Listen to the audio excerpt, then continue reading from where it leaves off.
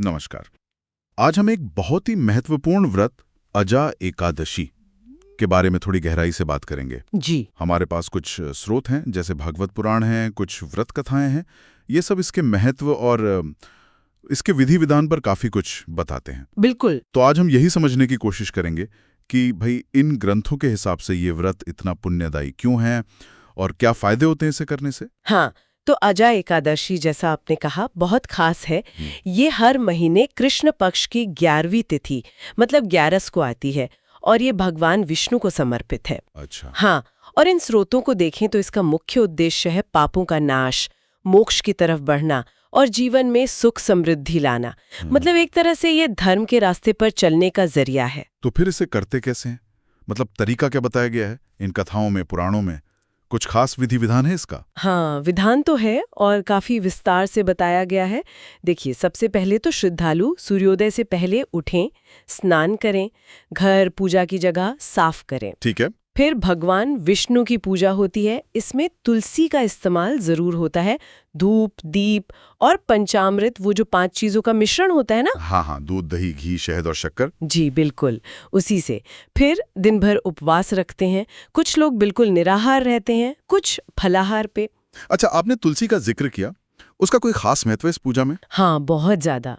माना जाता है कि तुलसी भगवान विष्णु को अत्यंत प्रिय है, तो उनकी पूजा में तुलसी दल जरूर चढ़ाते हैं। समझ गया। और शाम को फिर से पूजा होती है। विष्णु स्तुति गाते हैं, भजन कीर्तन करते हैं और सबसे जरूरी अजा एकादशी की जो कथा है वो पढ़ते या सुनते हैं।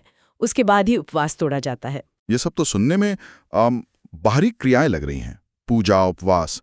क्या इन स्रोतों में इसके पीछे कोई गहरा मतलब भी बताया गया है? हाँ बिल्कुल, ये बहुत जरूरी बात है।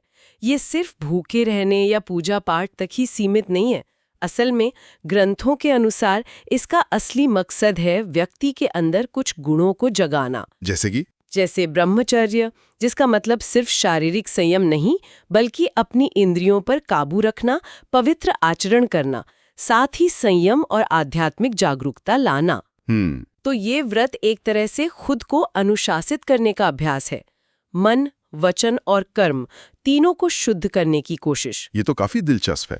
मतलब बाहरी नियम भी हैं और अंदरूनी बदलाव पर भी उतना ही जोर है। अच्छा, तो फिर सबसे अहम सवाल पर आते हैं, इसके फल क्या है?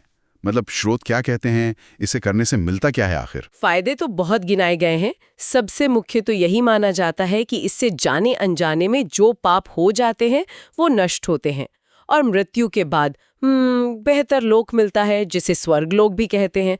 पर बात यहीं खत्म नहीं होती। और क्या?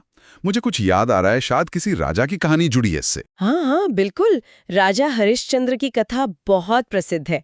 कहते हैं कि जब उन्होंने अपना सब कुछ खो दिया था, बहुत मुश्किल में थे। हाँ, सुनिए मैंने। तो ऋषियों ने उन्हें यही अजा एकादशी व्रत करने की सलाह दी थी और इन कथाओं के अनुसार इसी व्रत के प्रभाव से उनकी सारी मुश्किलें दूर हुईं। उन्हें अपना राजपाट, परिवार सब वापस मिला, राज्य में फिर से सुख शांति आई। अच्छा, तो मतलब सांसारिक फायदे भी हैं, जैसे अन्न, धन, कर्ज से मुक्ति। जी हाँ, यही तो खास बात है इन स्रोतों की। वो आध्यात्मिक उन्नति और दुनियावी सुख दोनों को जोड़कर देखते हैं।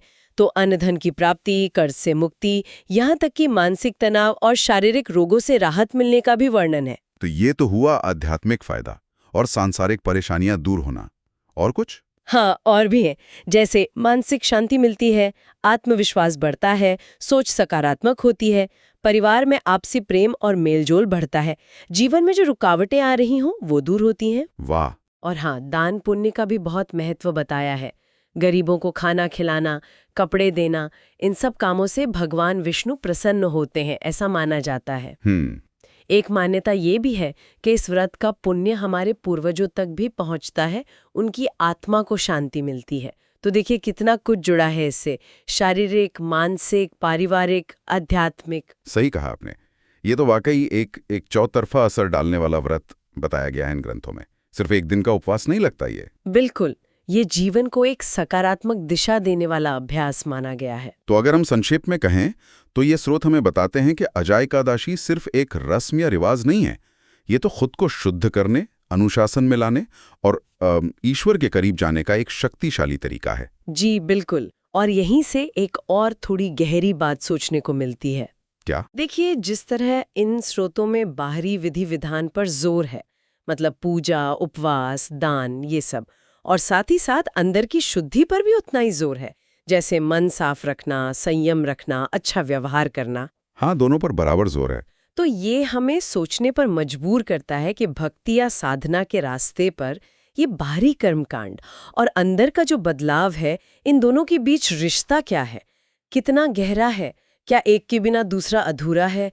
ये सवाल कहीं ना कहीं इन ग्रंथों को पढ़ते हुए मन में उठता जरूर है।